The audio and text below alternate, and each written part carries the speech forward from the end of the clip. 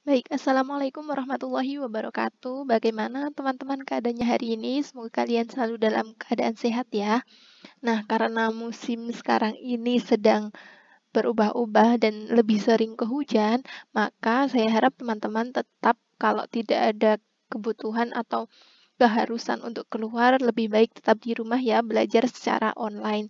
Nah, setelah kemarin kita belajar tentang kurva permintaan dan penawaran, baik itu pergerakan atau pergeserannya, kali ini kita akan belajar tentang elastisitas dan penerapannya. Nah, elastisitas di sini itu nanti yang akan menentukan dari kurvanya itu akan semakin tegak atau semakin landai. Seperti itu. Oke.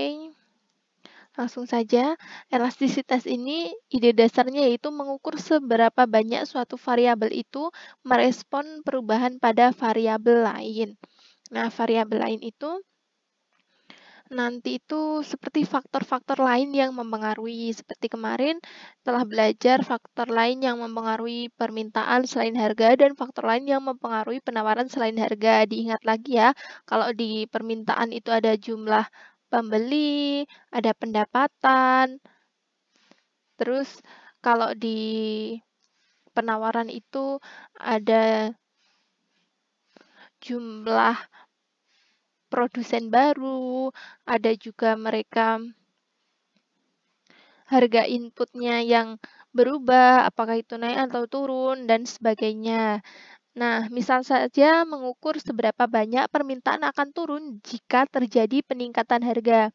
Contohnya, ini di kelas kalian ada 36 siswa. 36 siswa ini sama-sama tadinya membeli nasi goreng dengan harga 12.000. Nah, ketika harganya naik menjadi 15.000, dari 36 ini, mana nih yang akan memilih tetap membeli nasi goreng meskipun harganya naik, atau berpindah memilih nasi goreng lain yang harganya 12.000 agar nanti ketika mengeluarkan uang 15.000 itu sudah mendapatkan minuman sekaligus. Nah, semakin banyak siswa yang memilih untuk mencari alternatif lain, maka itu semakin besar elastisitasnya. Nah, itu berlaku juga sebaliknya, seperti itu ya. Nah, elastisitas itu apa sih? Elastisitas itu merupakan sebuah ukuran dari perubahan atau respon penawaran atau permintaan terhadap perubahan salah satu faktor penentunya. Misalkan tadi yang saya contohkan, penentunya adalah harga. Ketika harganya naik, apakah kalian akan tetap membeli atau berpindah mencari alternatif yang lainnya? Oke, yang pertama akan kita bahas yaitu tentang elastisitas permintaan. Jadi, elastisitas permintaan itu yang akan dibahas pertama itu adalah elastisitas dari harga.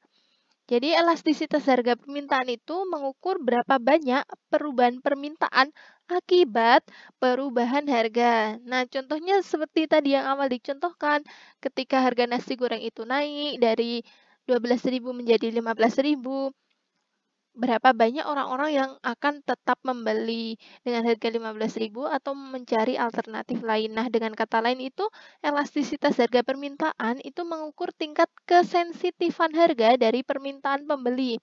Jadi apakah kalian sensitif terhadap harga atau tidak? Ada karena orang-orang tertentu itu inelastis dan itu sebenarnya tidak rasional. Ketika harganya tiba-tiba naik menjadi 15.000 atau bahkan 18.000, mereka tetap saja membeli di situ. Nah, itu tidak rasional. Oke, nah untuk rumusnya elastisitas dari harga permintaan yaitu presentase perubahan permintaan dibagi dengan presentase perubahan dalam price atau harga. Jadi, perubahan permintaan dibagi dengan perubahan harga. Di sini ya presentasenya. Seberapa persen sih permintaan dan harganya berubah. Oke, langsung saja contohnya seperti ini. Ini ditanyakan berapa sih elastisitasnya ketika harga awal kalian membeli, misalkan ini membeli jus. Ketika harga jus itu 5.000, ketika harganya 5.000, jumlah permintaannya itu adalah 4.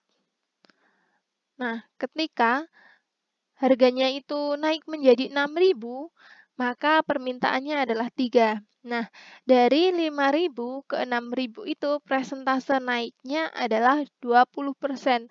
Nah, ini didapatkan dari mana persentase perubahannya? Yaitu ketika harganya 5.000 menjadi 6.000. 6.000 dikurangi dengan 5.000 dibagi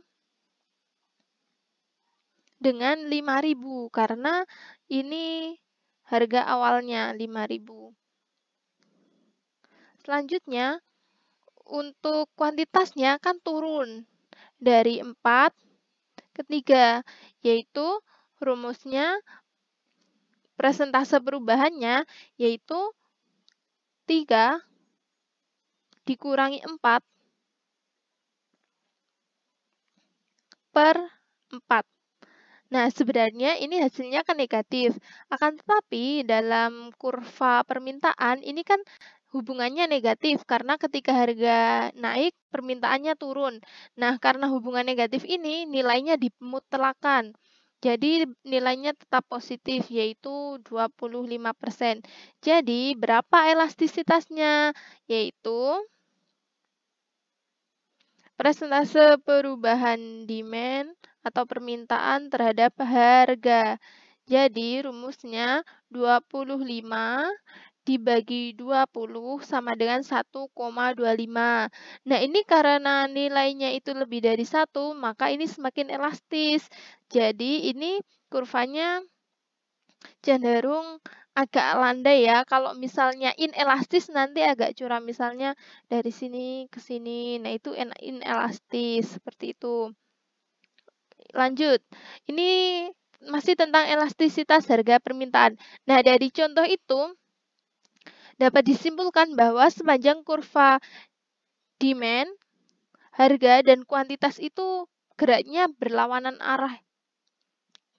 Yaitu ketika harganya naik, kuantitas yang diminta turun. Nah, yang membuat elastisitasnya itu tadi sudah kita bahas, nilainya jadi negatif. Namun, tanda negatifnya ini dihilangkan dan elastisitas ini bernilai positif. Ini negatifnya ini dari hubungan yang negatif ini ya. Hubungan negatif jadi nanti hasilnya negatif. Tapi karena mengukur elastisitas ini dimutlakan menjadi positif.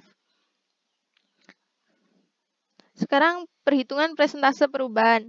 Nah, metode standar untuk menghitungnya, nah tadi itu berdasarkan ini ya.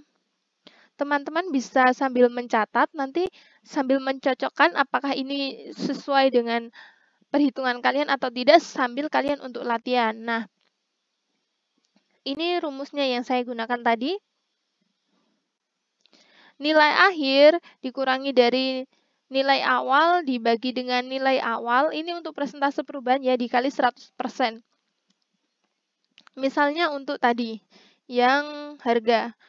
Nilai akhir dikurangi nilai awal dibagi nilai awal 250 dikurangi 200 per 200. Nah, ini dari A ke B naik ya, yaitu 25%. Sedangkan ini yang akhir adalah 12.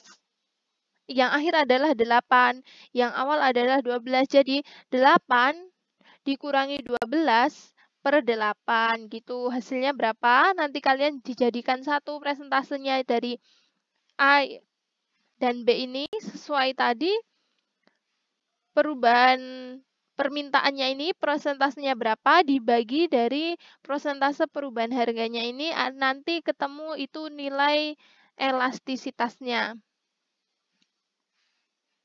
Oke, sekarang ini perhitungan yang lebih detail dari tadi ya. Ini saya tulis hasilnya saja, bukan hitung-hitungannya. Nanti kalian bisa hitung sendiri sesuai tidak hasilnya dengan ini sambil kalian mencocokkan dan kalian belajar.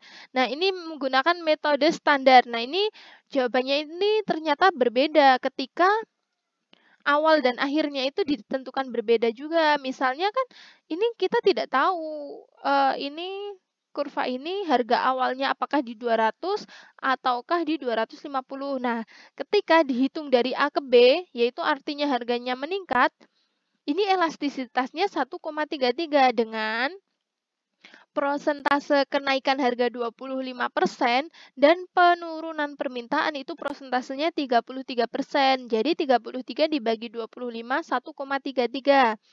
Nah, sedangkan dari B ke A ini artinya harganya turun dari 250 menjadi 200.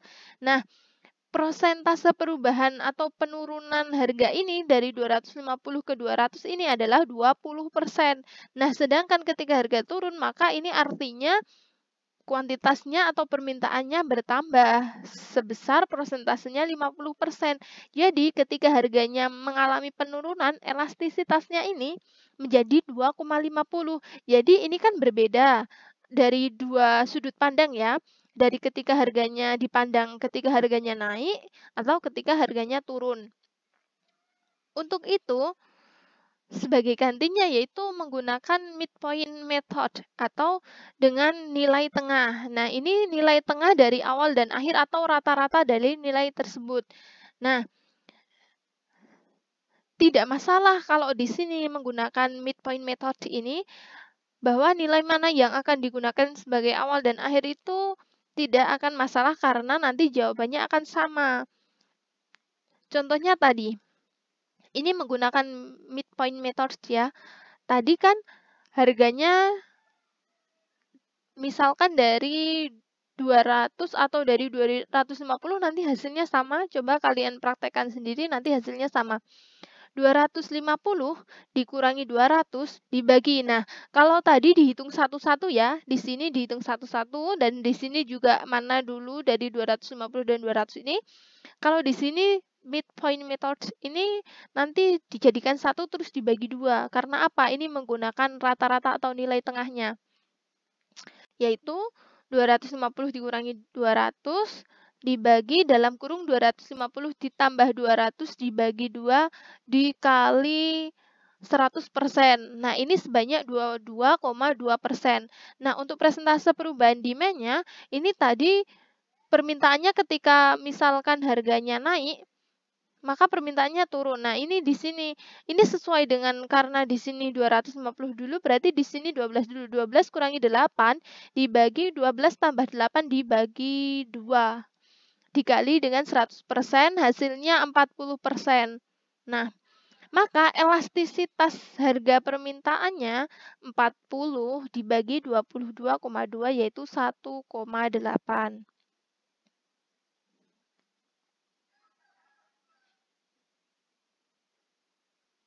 Jadi, penentu dari elastisitas harga itu ada 4. Yang pertama, terdapat barang substitusinya. Apakah ada barang penggantinya atau tidak? Misalkan ketika harganya naik, akan tetapi tidak ada barang pengganti untuk barang yang naik itu. Maka kalian mau tidak mau harus tetap membeli barang itu meskipun harganya meningkat.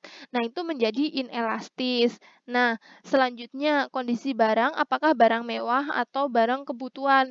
Nah, ketika itu barang mewah dan harganya naik, otomatis kita tidak akan masalah karena kita bisa misal membeli di lain waktu. Tetapi jika itu merupakan kebutuhan, maka ketika harganya bertambah kita masih harus memenuhi itu. Jadi mau tidak mau kita harus tetap membeli. Yang ketiga yaitu tentang barang didefinisikan lebih sempit atau lebih luas. Nah, jadi ini tentang misal barang-barang tertentu. Misalkan kalau kita sabun nih, ada yang sabun cuci piring itu sendiri, sabun untuk mencuci baju itu sendiri, tapi ada juga yang sabun cuci piring ya dijadikan untuk mencuci baju dan itu ada yang sabun cuci baju digunakan untuk cuci piring juga. Nah, itu tergantung dari kita mendefinisikan barang itu lebih sempit atau lebih luas. Yang selanjutnya yaitu jangka waktu. Nah, misalkan nanti jangka waktunya itu bisa panjang atau jangka waktunya itu bisa pendek. Misal saja kalau kenaikannya itu dalam waktu yang lama, tentu saja kita akan memilih alternatif lain karena kita tunggu-tunggu, oh setelah sekian lama kok ini harganya masih tinggi. Ya, kita mau tidak mau harus mencari alternatif yang lainnya. Selanjutnya yaitu variasi kurva permintaan atau klasifikasi dari kurva permintaan. Nah, variasi kurva permintaan ini dari elastisitasnya. Nah, elastisitas harga permintaan itu kan terkait erat dengan kemiringan dari kurva permintaan itu sendiri. Tadi ya, semakin landai itu maka semakin elastis, semakin curam, semakin seperti garis lurus. Nah, itu semakin inelastis. Nah, aturan praktisnya nih, kurva yang lebih landai memiliki elastisitas yang lebih besar, sedangkan kurva yang lebih tegak memiliki elastisitas yang lebih kecil. Ini kalian harus paham sekali. Nah, ini juga nanti dapat dilihat dari kurvanya. Misal kalian kurvanya agak tegak, kalian bisa langsung mendefinisikan, oh berarti ini inelastis ini barangnya. Kalau misal lihat lagi kurvanya landai, oh kurva landai ini berarti mereka elastis, ketika harganya berubah pasti permintaannya juga akan berubah. Nah, dari kurvanya itu sendiri itu bisa kita lihat kan titik-titiknya itu nanti juga berubah. Ketika lebih cenderung ke tegak, maka permintaannya kan bisa dilihat garis-garis permintaannya itu tidak berubah dengan signifikan. Akan tetapi ketika lebih landai, perubahan harga kecil pun akan mengakibatkan perubahan dari permintaan. Nah, terdapat 5 klasifikasi dari kurva permintaan. Kita bahas satu persatu. Yang pertama, permintaan inelastis sempurna. Inelastis sempurna dikatakan inelastis sempurna karena kurvanya itu benar-benar tegak atau garis lurus. Artinya, berapapun harganya berubah-ubah, mau harganya dari 1.000, 2.000, 3.000, 4.000, 5.000 dan lain sebagainya, permintaannya itu akan tetap. Jadi ketika permintaannya itu tetap, kurvanya menjadi tegak atau vertikal. Dan sensitivitas harganya itu tidak ada. Dikatakan sensitivitas tidak ada karena apa? Karena berapapun harganya, apakah itu semakin naik semakin tinggi atau tidak, itu permintaannya akan tetap, berarti tidak sensitif, tidak elastis. Nah, elastisitasnya itu nilainya 0. Nah, ini merupakan inelastis sempurna. Nah, elastisitas harga permintaan ini adalah merupakan persen dari perubahan dalam permintaan dan persen perubahan dalam harga. Nah, di sini ini dapat kita simpulkan ketika apa? Misal ketika ini naik atau turun harganya, tapi permintaannya tetap. Ini inelastis sempurna. Kurvanya seperti ini. Kalian sudah tahu. Pokoknya kalau kurvanya tegak itu artinya dalam harga berapapun kan permintaannya tetap. Nah, ini maka inelastis atau permintaannya tetap dan tidak sensitif. Sensitif di sini kalian pahaminya sebagai sensitif harganya ya. Ketika harganya berapapun dan permintaan tidak berubah berarti tidak sensitif atau tidak peka. Selanjutnya permintaan inelastis. Kalau tadi inelastis sempurna, sekarang inelastis. Inelastis itu elastisitasnya kurang dari 1. Nah, kurva permintaannya ini relatif tegak. Kalau tadi benar-benar vertikal ya, nah ini sudah agak mengalami kemiringan, nah tapi ini relatif tegak. Nah, sensitivitasnya ini masih relatif rendah. Jadi misalkan nanti ada perubahan harga, perubahan permintaannya juga tidak besar. Jadi harga akan naik atau turun dalam tingkatan tertentu. Nah, itu tidak akan terlalu mempengaruhi terhadap permintaan. Nah, ini namanya permintaan inelastis. Sudah ada elastisitasnya, tetapi masih rendah. Atau kalian kalau harganya berubah sudah mulai memikirkan untuk mencari alternatif lain, tetapi juga tidak terlalu memikirkan. Jadi hanya kalau ini tuh masih tertentu gitulah, kalian masih pilih-pilih. Nah, itu relatif rendah sensitivitasnya seperti itu. Selanjutnya yaitu ini dari elastisitas harga permintaan ini sama, pokoknya rumusnya sama. Persen dari perubahan dalam permintaan dibagi dengan persen perubahan dari harga. Di sini, nih, ketika harganya misalkan turun, nah ini permintaannya naik, tapi kenaikannya ini kurang atau lebih kecil dari penurunan harganya ini. Nah, ini menyebabkan permintaannya ini inelastis.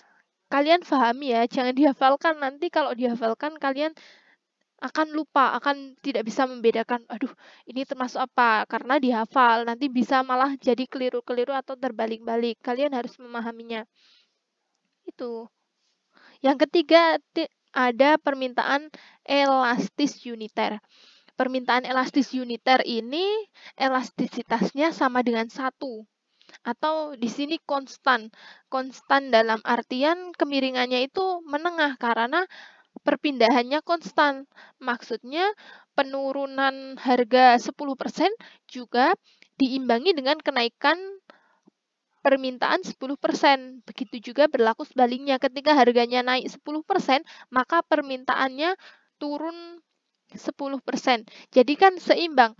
Itu 1. Ini namanya elastis uniter. Nah, sensitivitasnya ini sedang dan nilainya adalah 1.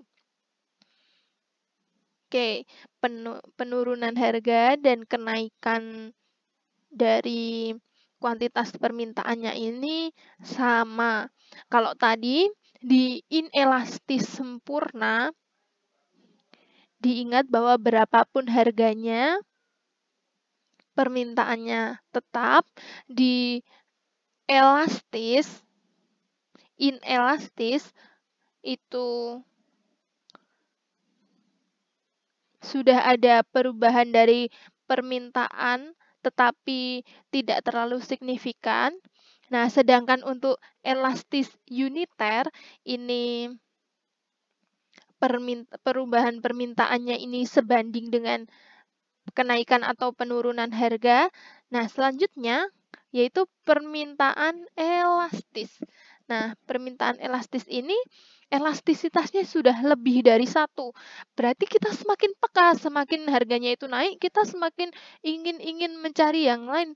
Dan itu berlaku misal, wah harga ini naik, kita langsung mencari alternatif. Misal harga yang lain naik juga, kita mencari alternatif lain. Nah, itu kita semakin sensitif terhadap harga. Nah, kurva permintaannya ini sudah mulai melandai. Bisa dilihat ya dari tadi misal nih, untuk yang pertama, dari tegak, semakin landai lagi. Nah, ini semakin elastis, artinya kalian semakin ketika harganya itu berubah, kalian itu semakin permintaannya itu juga semakin berubah. Jadi, ini sudah perubahan permintaannya itu sudah lebih besar dari perubahan harganya. Dan sensitivitasnya harga ini juga relatif tinggi. Oke. Yang terakhir yaitu permintaan elastis sempurna. Elastis sempurna ini yaitu ketika harganya, kurva permintaannya ini horizontal.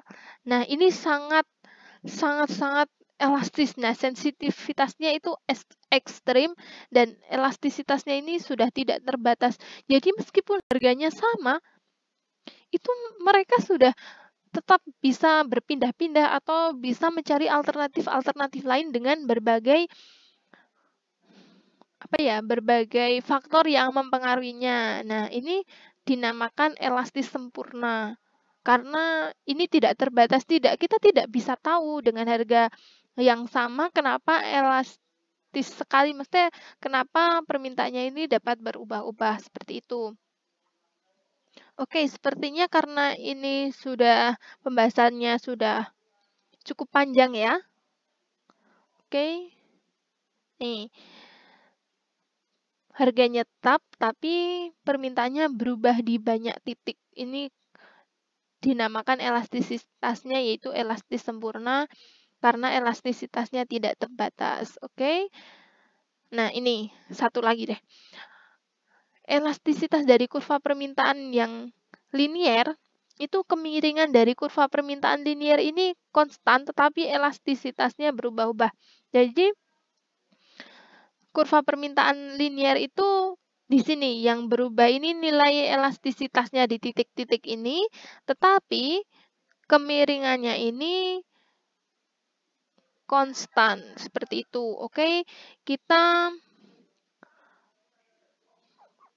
kemana? Ke harga, elastisitas, dan total pendapatan.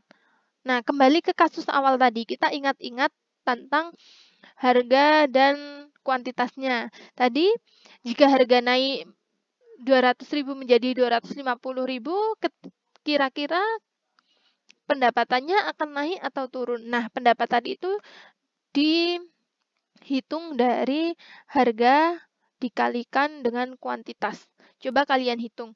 Tadi ketika 200.000 permintaannya berapa dan ketika 250.000 permintaannya berapa. Nah, kalian bisa simpulkan pendapatannya akan naik atau turun. Oke, sudah ketemu ya.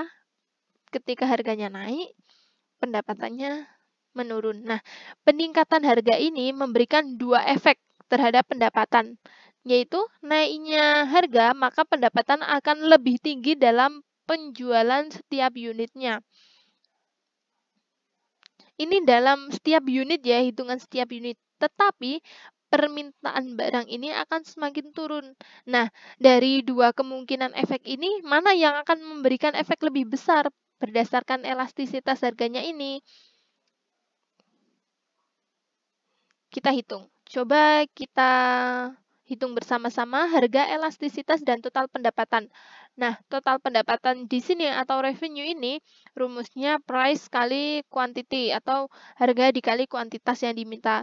Nah, jika dalam permintaan elastis, maka elastisitas harganya ini lebih besar dari 1.